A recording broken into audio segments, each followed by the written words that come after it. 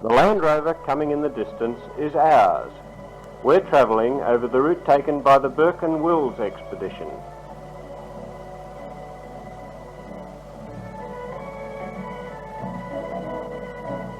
Usually, Central Australia is dry and dusty, but as we approached the Queensland border, we were to receive over 2 inches of rain, and our first mistake was to leave the track, for here we ran into a small bog.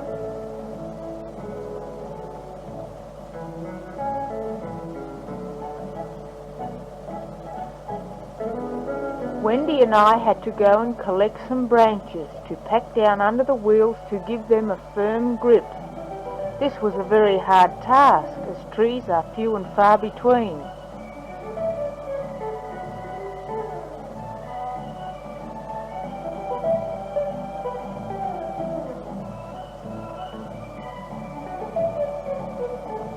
We were filming the route taken by Burke and Wills, and we advertised the fact on the doors of our Land Rover, and this proved to be quite a good talking point.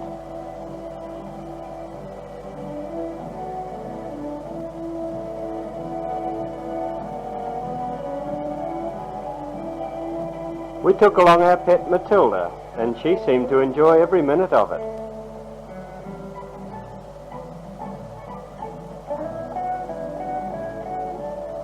It was only a small bog, but it took us about half an hour to get ourselves out of it.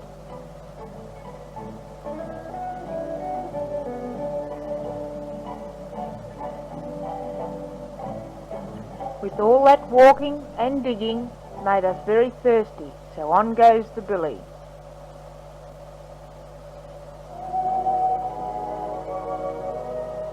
On our way again, but this time with a little more caution, particularly over the creek crossings.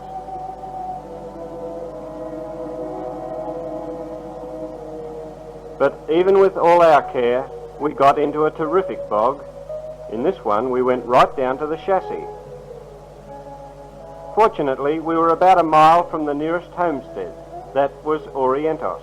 So after telling them of our plight, they offered us accommodation for the night, which we were very glad to receive.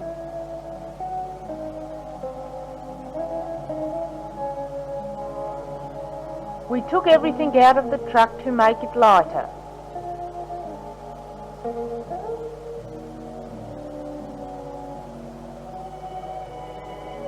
Next morning, Mr. Betts, owner of the property, came down with a 2-stroke Caterpillar-type tractor, which soon had us out of trouble.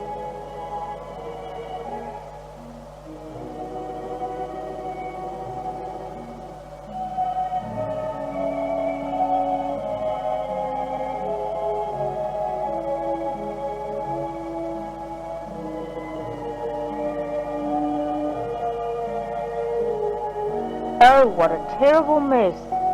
We'd certainly left our mark, hadn't we? The previous night, Mr. Betts' son, Ross, came down to help with another tractor, but this got bogged too, so getting it out was our next task. It took Bruce half a day to remove the tyre from the tractor.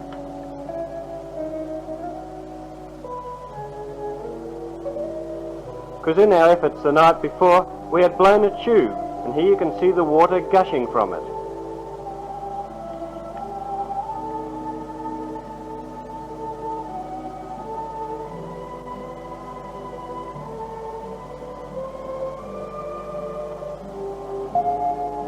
Rodney is 7 years of age. His mother packs a lunch for him and he goes off for the day to where the men are camped about 14 miles from the homestead.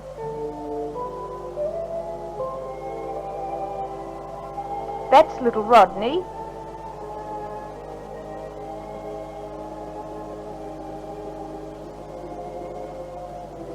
His sister Debbie has come home to stay for the school holidays.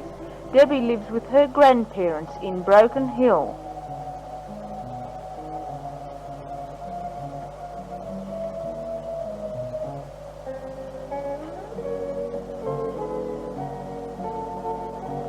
Because of the wet conditions, all the roads and tracks around this area were closed. impassable owing to the heavy rains, so we decided to stay here, right near Orientus homestead, until it was safe to move on. Margaret Betts gave us some meat to boil and to barbecue. This was quite a change from tinned food, as the 5-day stay at Orientus meant that our stores were getting low. It was also a good excuse for us to get cleaned up.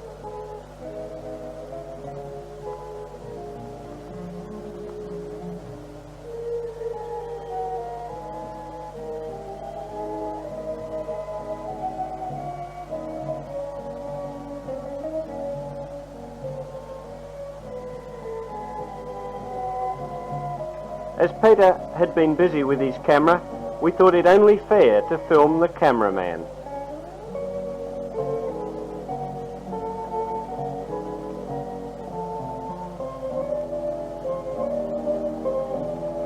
After 5 days waiting at Orientus, nobody had used the tracks surrounding the homestead. But as our holidays were on a tight limit, we ventured out.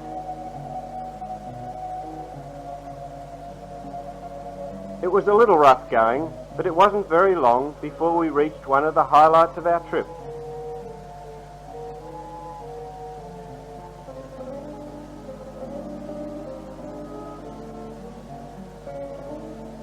And that highlight was to be Cooper's Creek.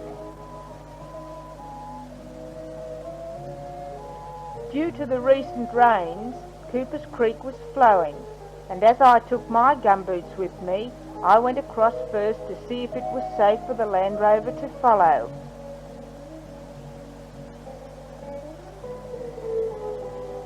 Who'd ever think to take gumboots to Central Australia?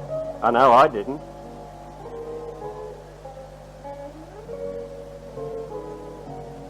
Following in our tracks was a passenger bus, and oh boy, what a way to have a holiday. These people were already 3 days late in their itinerary. Crossing the creeks was quite a problem for the bus. It had a large overhang, especially at the rear.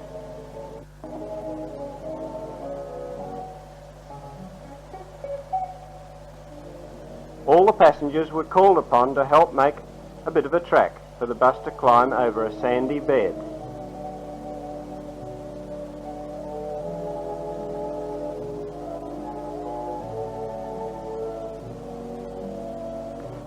But even an experienced driver can get caught.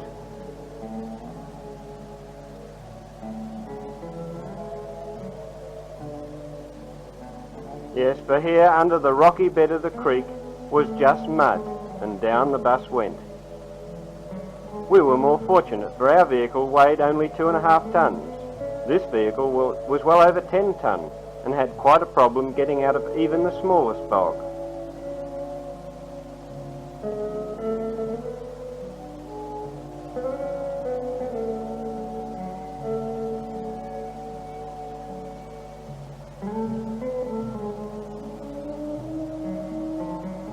One of the many water holes we camped at near Cooper's Creek, and as the weather improved, living outdoors was quite a pleasure.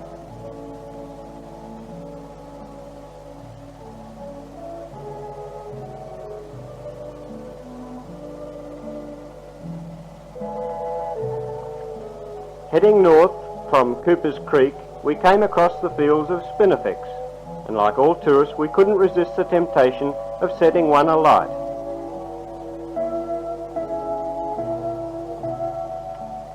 It's quite a fascinating sight to see spinifex burning.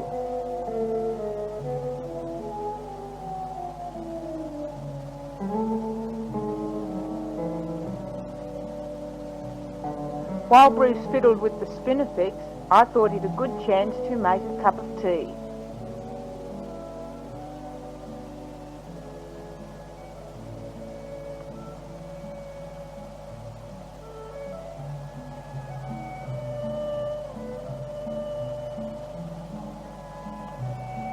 Up in the north part of Queensland, we were in the tropics.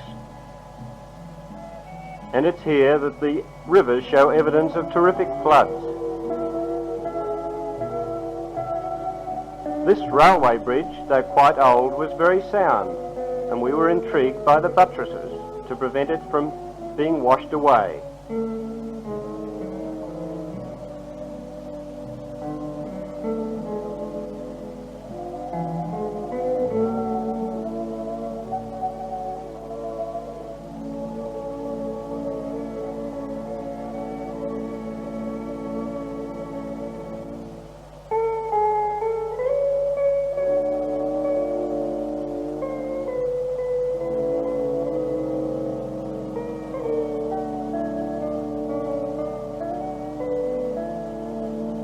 Wendy and I went off to look for some gemstones. As you can see, the earth has been washed away by rains, and we were fortunate enough to find some petrified wood.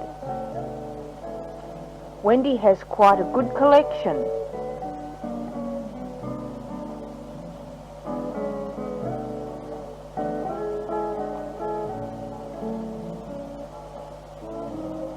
At home, Margaret has a workshop where she can cut, grind and shape these stones into beautiful jewellery.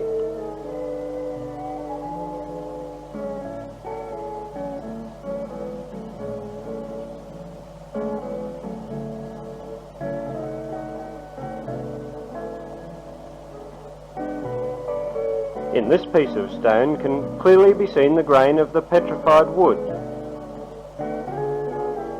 With a bit of luck, I might get a tie clip out of this specimen.